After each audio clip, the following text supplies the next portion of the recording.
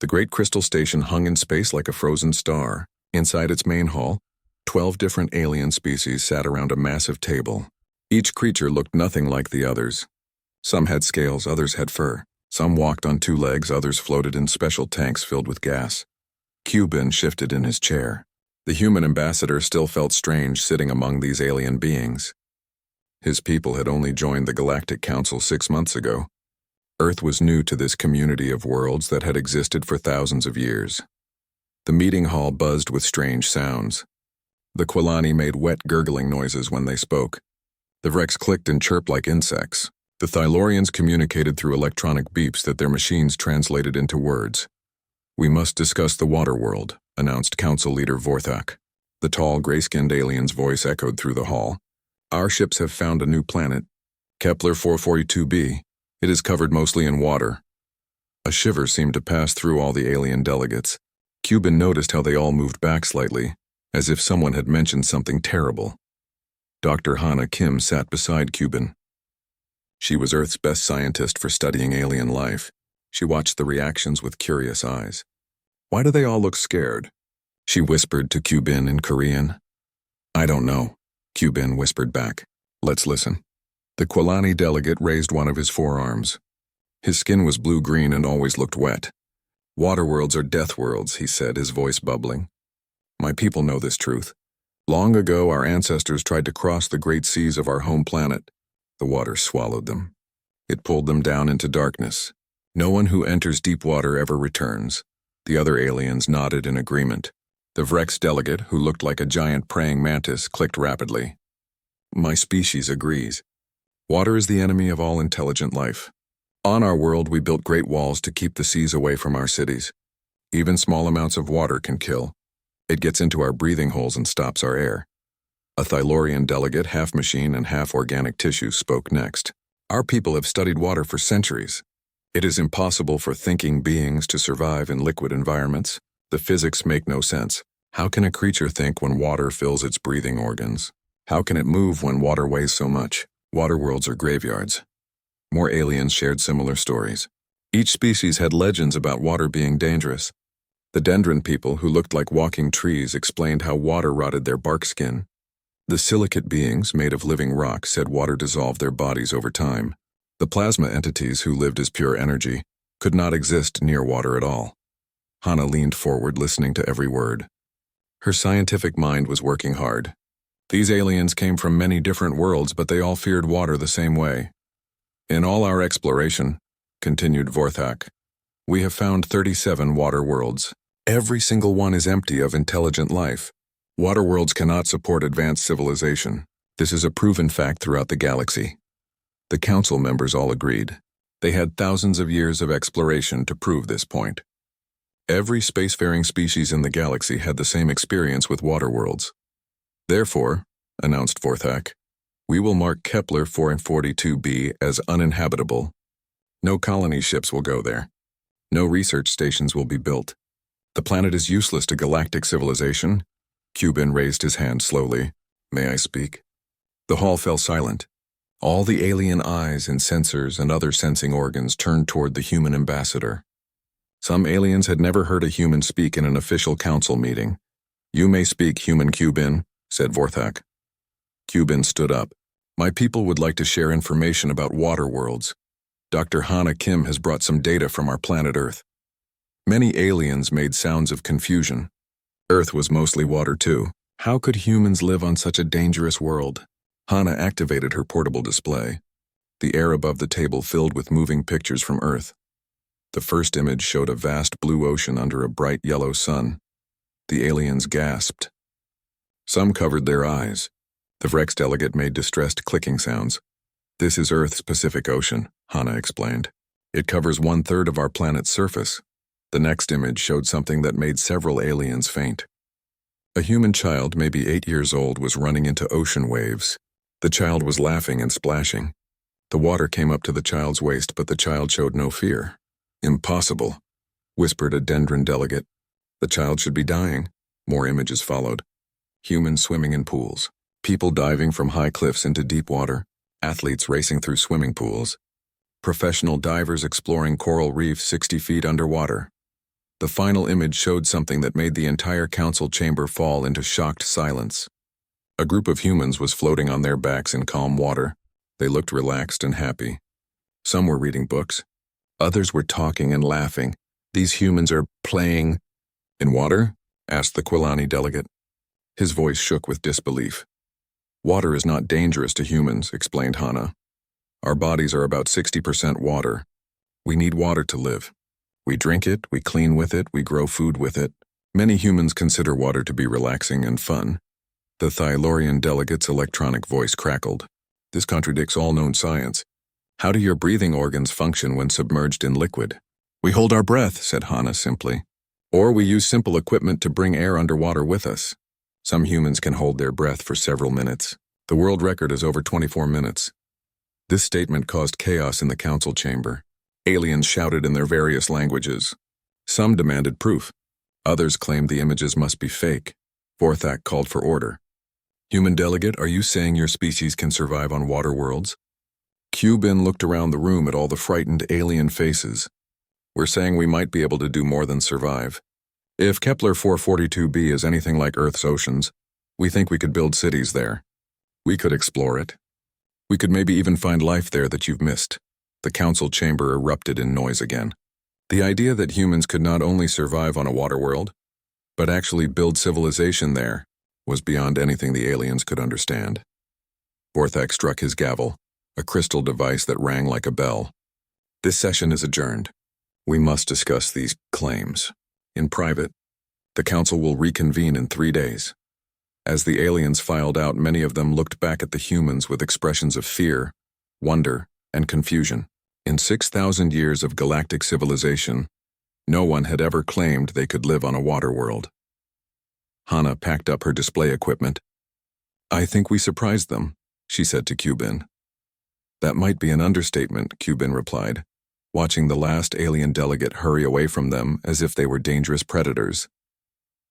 3 weeks later, a fleet of ships approached Kepler 442b. The alien vessels stayed far away from the planet, floating safely in space where there was no water. Their sensors watched from a distance as the human ship moved closer to the blue world below. Captain Jae-wook Park stood on the bridge of the Seoul Explorer. Through the wide windows he could see an endless ocean covering the planet. Small islands dotted the water here and there, but most of the world was deep blue sea. Beautiful, said Dr. Soo-Jin Lee. She was the mission's marine biologist. Her job was to study ocean life. Look at those wave patterns. The water is so clear we can see the bottom in shallow areas. Engineer Dong-ho Kim checked his instruments. Water temperature is perfect for humans, about 22 degrees.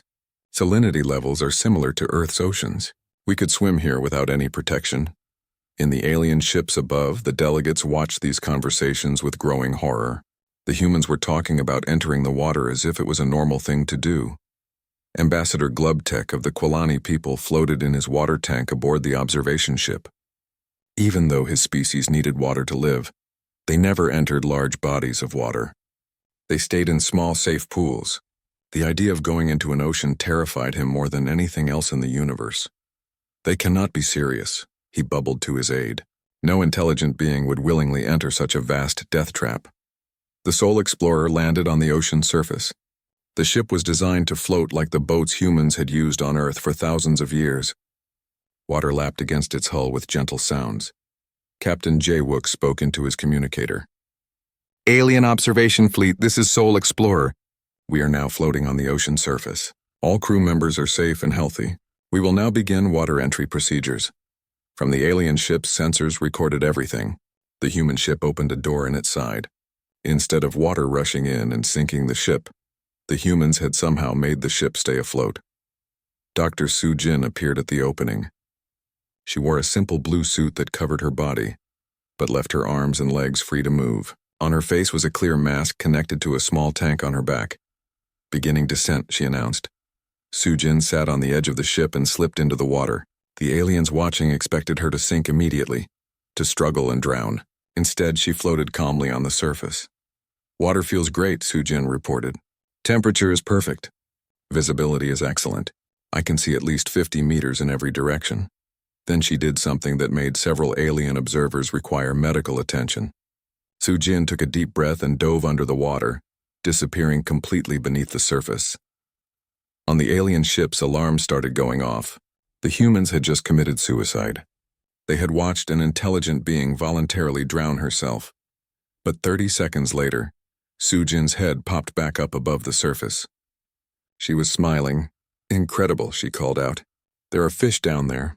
Lots of them. They're beautiful. Colors I've never seen before." Kliktar, the Vrek scientist, made rapid clicking sounds of distress. His entire understanding of physics and biology was being challenged. How could a creature survive underwater? How could she speak after breathing liquid? "She did not breathe liquid," explained his aide, reviewing the sensor data. "She held air in her lungs and returned to the surface to breathe again." "But that is impossible," Kliktar replied. "How long can a creature survive without breathing?" They got their answer when Sujin dove again. This time she stayed underwater for 3 minutes. When she surfaced, she was holding something in her hands. "I found some kind of coral formation," she announced. "It's giving off a soft blue light. This could be bioluminescent life. The whole reef down there is glowing." Dong-Ho Kim joined Sujin in the water. He carried different equipment, tools for measuring and studying the ocean floor. "Mineral deposits," he reported after his first dive. "I'm seeing formations that look like rare metal deposits. If these are what I think they are, this planet could have enough energy crystals to power half the galaxy." The alien observers were having trouble processing what they saw. Not only were the humans surviving in the death zone, they were discovering valuable resources that the galaxy had missed because no one had ever been able to explore water worlds properly. But the most shocking moment was yet to come.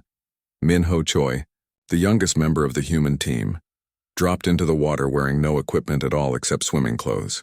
He began to move through the water in ways that seemed to defy natural law.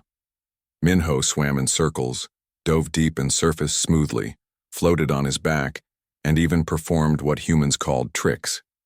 He would disappear underwater, swim in complex patterns, and emerge in unexpected places. "What is that human doing?" asked Zix Motion, the Thylorian researcher.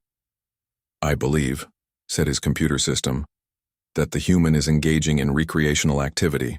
He appears to be playing." "Playing? In a death zone?" The demonstration reached its peak when Min-Ho called the other humans into the water. All 5 crew members floated together on the surface, forming a circle.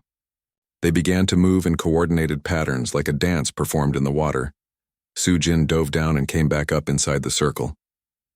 Dong-Ho floated on his back while the others swam around him.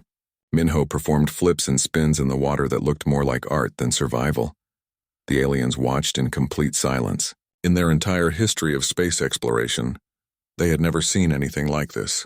The humans were not just surviving in water, they were enjoying themselves.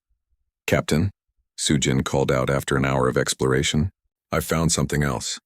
There are structures down there. Artificial structures. I think something built them."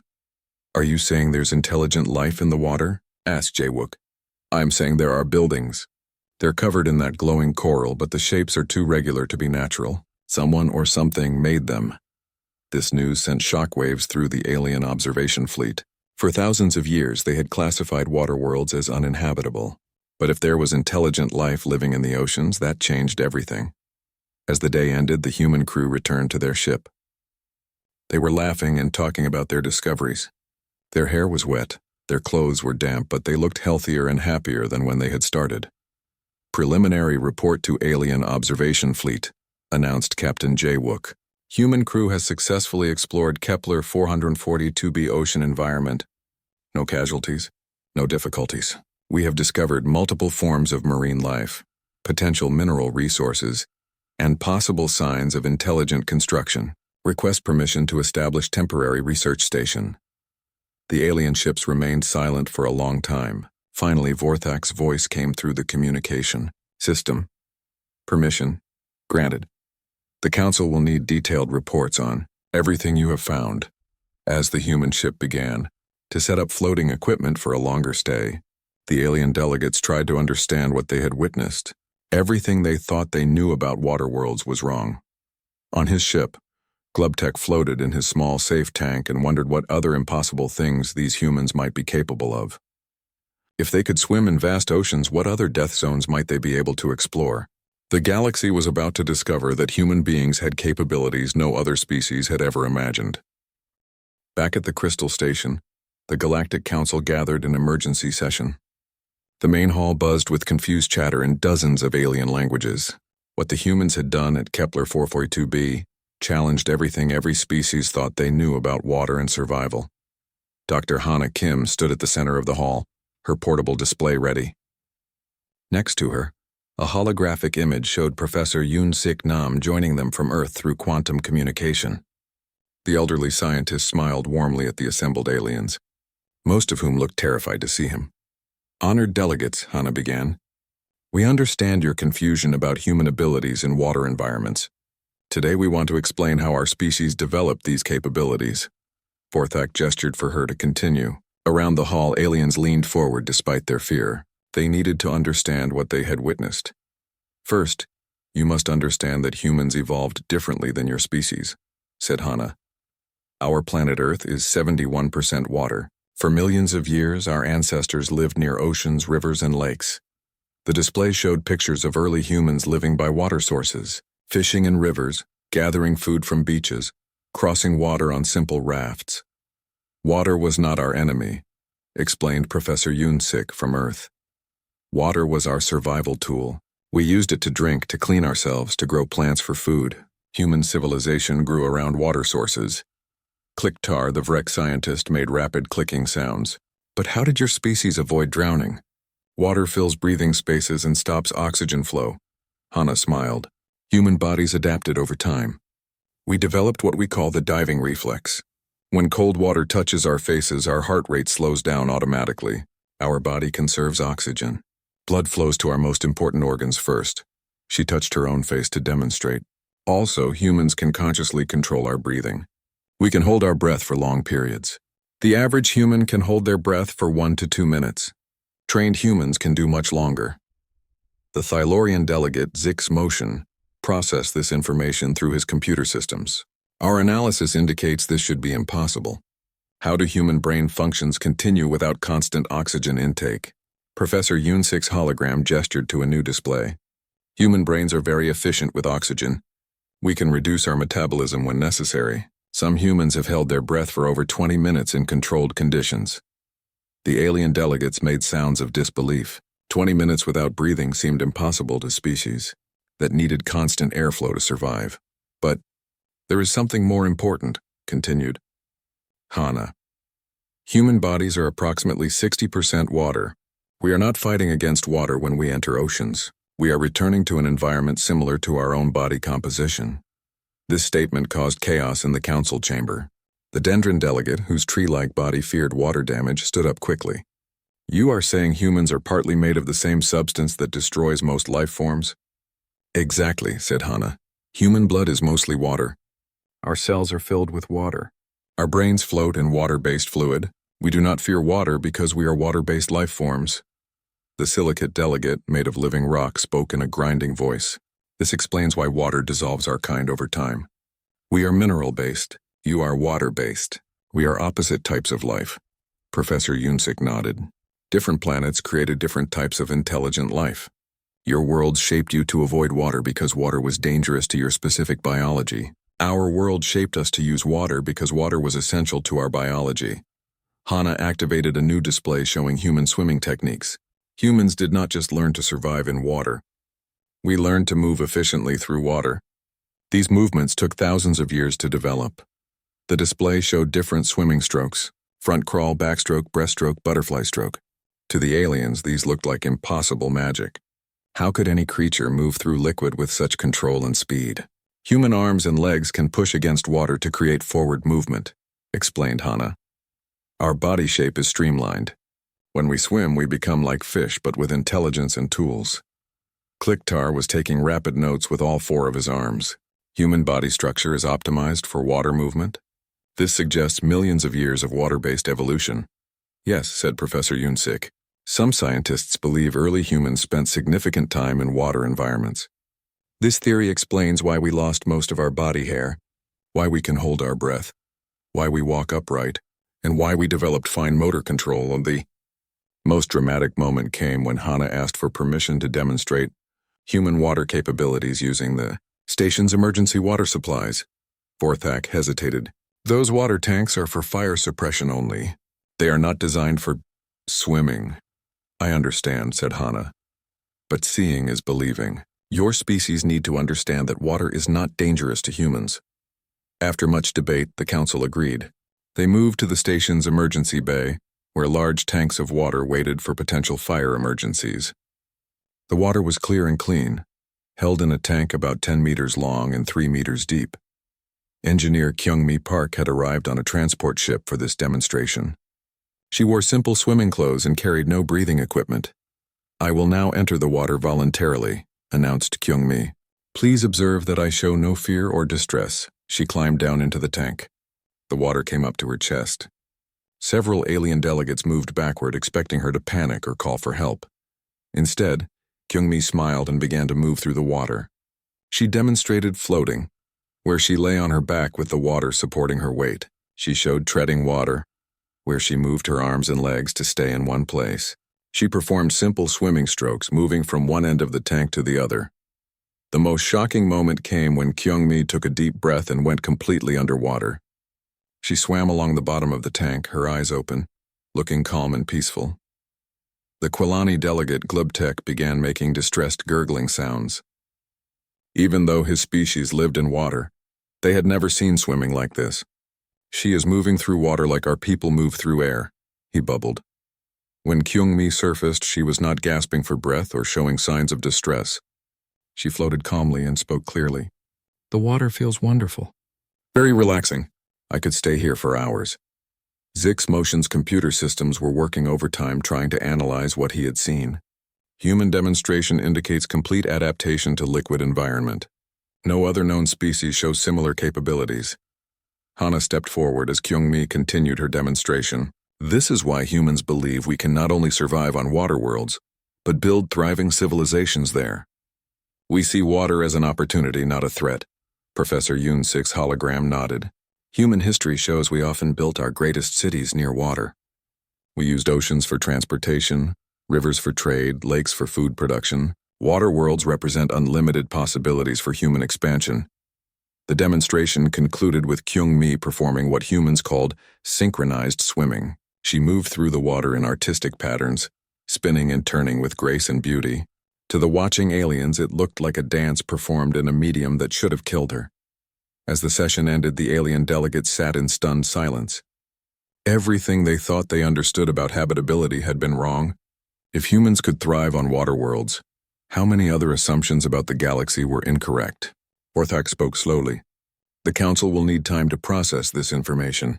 We have classified water worlds as uninhabitable for 6,000 years. If we were wrong, I'll think of all the worlds we never explored, whispered Kliktar.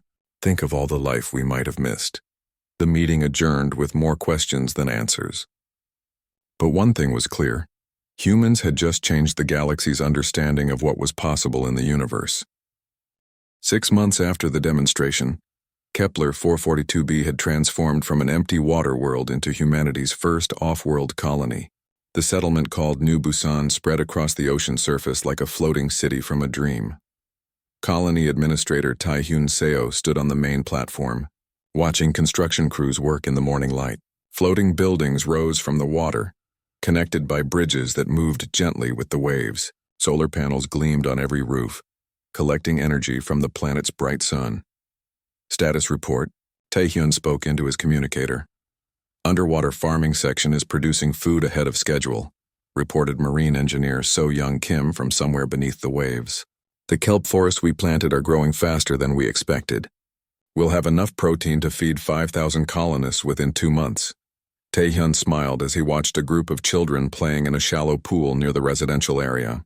Human children adapted to water worlds even faster than adults. These kids could swim before they could walk properly on land. Above the colony, alien observation ships still maintained their safe distance. They had been watching the human settlement grow for months, documenting everything.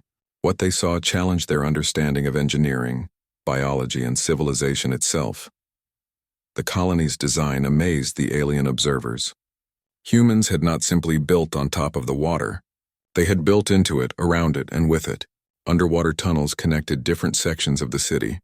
Submarine transport pods moved people and supplies beneath the surface. Most shocking of all, many buildings extended deep underwater, with windows that looked out into the ocean depths. "How do they prevent water damage to their electronics?" asked Kliktar from his observation ship. The Vrek scientist had been studying human construction methods for weeks. "They have developed water-resistant technology," replied his aide.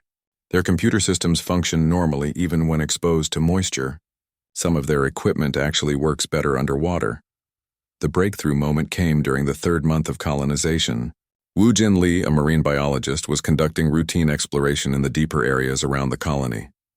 He was swimming alone using only basic breathing equipment, at a depth that would have been impossible for any other known species to reach. As he explored a coral formation about 60 meters down, Wu Jin noticed something unusual. The coral seemed to be arranged in deliberate patterns, geometric shapes that looked too organized to be natural. He was examining the formation more closely when something touched his shoulder. Wu Jin turned around and came face to face with something extraordinary. A creature about his own size floated in the water nearby. It had 8 arms like an octopus, but its head was larger, and its eyes showed clear intelligence. Most remarkably, its skin displayed shifting patterns of color and light. The creature did not flee when it saw Wu Jin. Instead, it seemed curious about this strange visitor who could swim in its domain. Wu Jin remained calm, floating motionless in the water. He had trained for first contact situations, but he had never expected to meet alien intelligence underwater. The creature moved closer. Its skin patterns shifted to show what looked like greeting gestures. Wu Jin tried to copy the patterns with his hands, moving them in similar sequences. Suddenly, Wu Jin felt something strange in his mind. Not words, but images and emotions. The creature was communicating telepathically, sharing thoughts directly. The images showed vast underwater cities hidden in ocean trenches. Millions of these beings living in coral structures far below the surface. They called themselves the Depth Singers, and they had been watching the humans with great interest. "Why are you the first star swimmers to make contact?"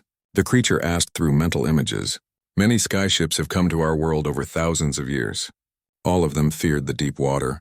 All of them fled when they saw our oceans." Wu Jin tried to respond with his own thoughts. He sent images of other alien species showing their fear of water. He explained that humans were different, that water was not dangerous to his people. The Depth Singer's skin flashed with patterns that seemed to indicate amazement. "Your people are the first to join us in the deep places. We have been alone for so long, waiting for others who could share the waters." Within hours, Wu Jin's discovery had reached the colony leadership and the alien observation ships. The galaxy's understanding of intelligence and civilization had been wrong again. They had not just missed habitable worlds. They had been ignoring entire civilizations. The Depth Singers emerged from their deep cities to meet the human colonists. Their technology was unlike anything the galaxy had seen. They grew living computers from coral. They used underwater currents for transportation across vast distances. They farmed the ocean floor for food and materials. Colony engineer So Young Kim worked with Depth Singer builders to improve the human settlement. The aliens taught humans how to grow buildings from living coral that repaired itself and filtered water naturally. Humans showed the Depth Singers how to build structures that could reach the surface without collapsing. "They have been here for over 10,000 years, reported Taehyun to the alien observation fleet. "Their civilization spans multiple ocean basins. They have art, science, philosophy, and technology that we are only beginning to understand." The alien delegates in orbit struggled to process this information. Ambassador Glubtek of the Quilani people was particularly disturbed. His species lived in water but had never developed the ability to explore deep oceans. "We have been blind," he admitted to his aide. "Our fear of deep water made us miss an entire category of intelligent life. How many other civilizations have we overlooked because of our limitations?" The discovery had immediate practical implications. The Depth Singers shared knowledge of ocean currents that could revolutionize space travel. Their biological computers processed information in ways that could advance galactic technology by centuries. Most importantly, they revealed the locations of dozens of other waterworlds where similar civilizations existed. "We are not alone," the Depth Singer ambassador communicated to the human colony. "The deep waters of many worlds hold our cousins. Your people are the bridge we have needed to join the galaxy of surface dwellers." As news of the Depth Singers spread through galactic communication networks, the alien species began to realize the magnitude of their mistake. For 6,000 years, they had been avoiding not just habitable worlds, but entire communities of intelligent beings. The Thylorian government immediately authorized funding for water adaptation research. The Vrex began developing diving equipment for their insect-like bodies. Even the rock-based silicate people started investigating ways to explore liquid environments without dissolving. But the humans remained the only species naturally capable of deep water exploration. As more Depth Singer cities revealed themselves, it became clear that humans would be essential for any contact with these underwater civilizations. "We need human guides," admitted Vorthak during an emergency council session. "Without their swimming abilities, we cannot communicate with an entire branch of galactic intelligence." The relationship between humans and Depth Singers grew stronger each day. Human children learned to communicate telepathically with young Depth Singers.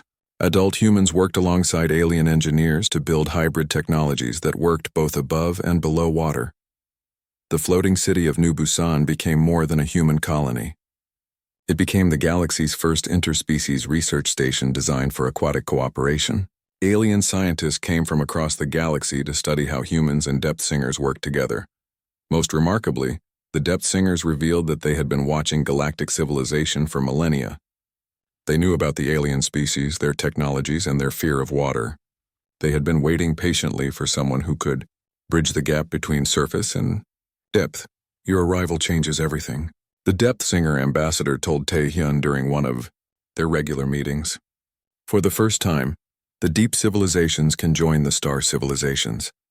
The ocean people and the sky people can work together." As the colony celebrated its 6-month anniversary, Tae-hyun looked out over the thriving settlement. Human and Depth Singer children played together in the shallow waters. Engineers from both species collaborated on new construction projects. Scientists shared discoveries that neither could have made alone. Above them, alien ships no longer maintained fearful distances.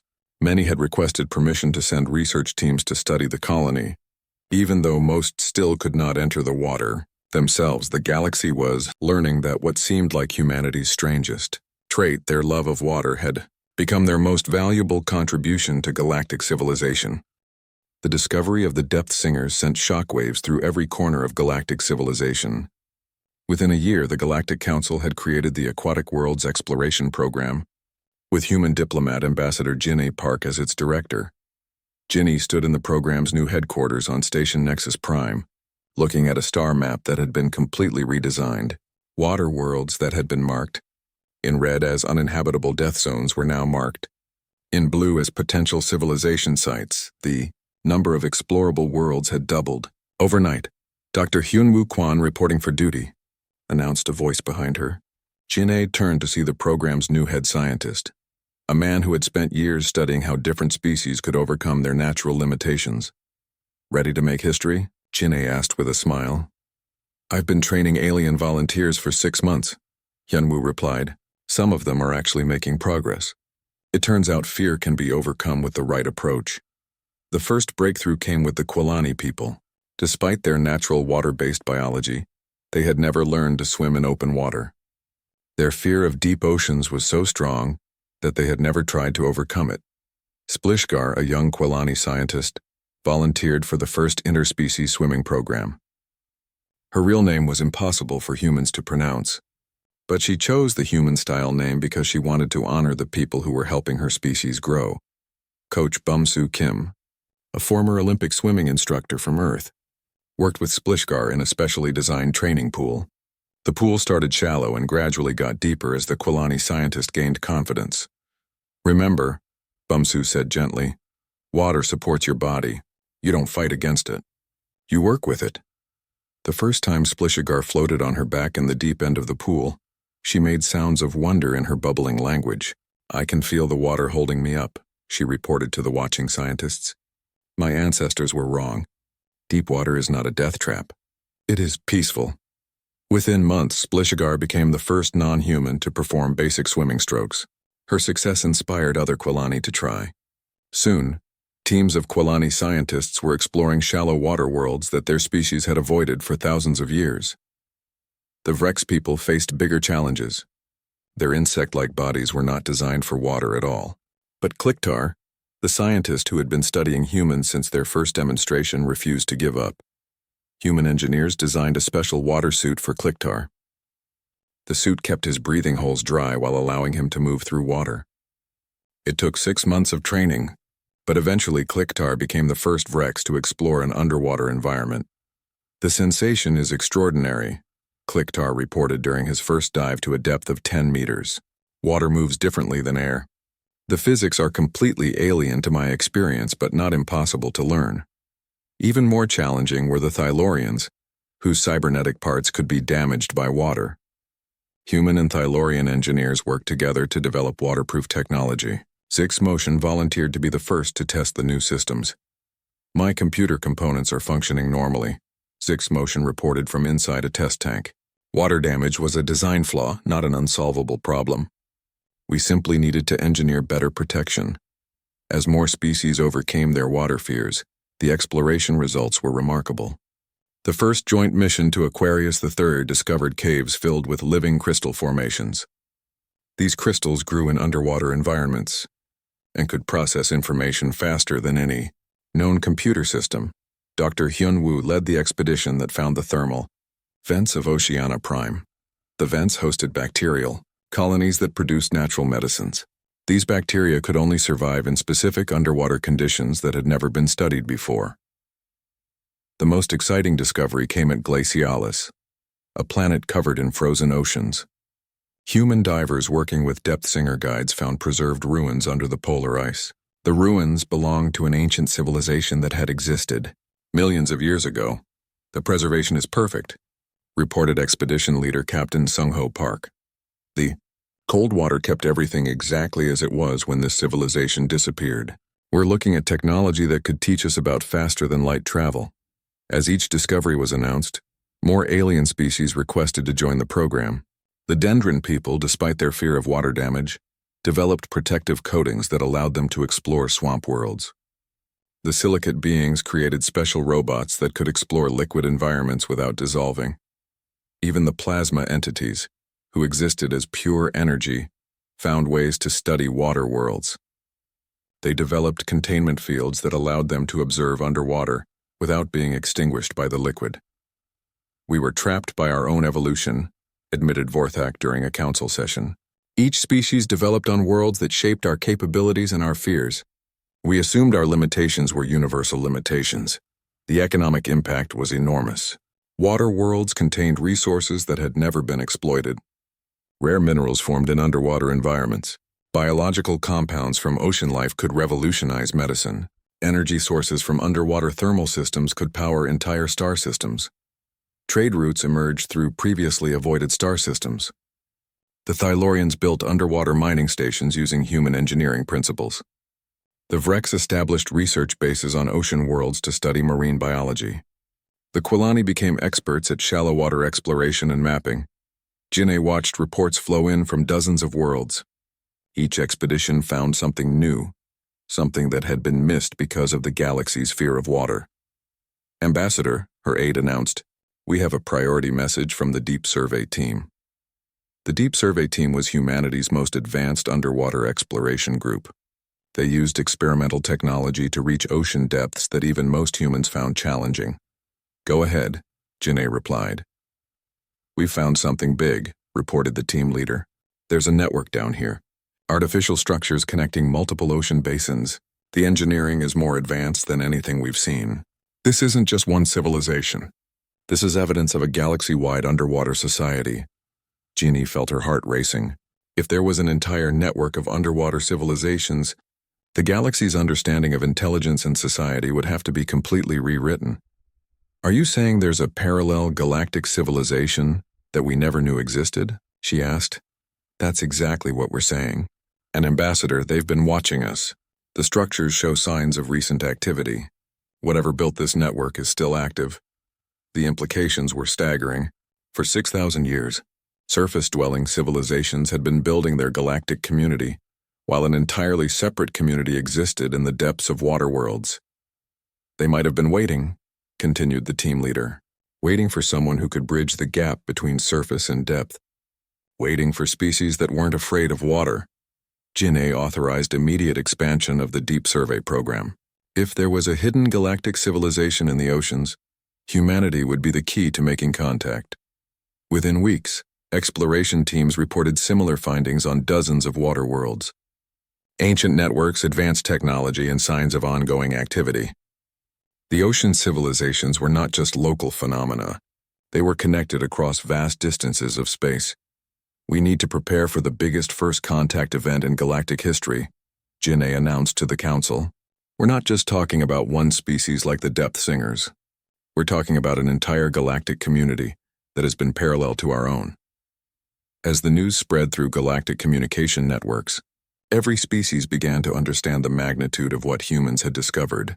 The galaxy was not what they had thought it was. They had been living on the surface of something much larger and more complex. The age of water-world exploration had become the age of galactic rediscovery. And at the center of it all were the humans, the only species brave enough to dive deep into the unknown waters of the universe.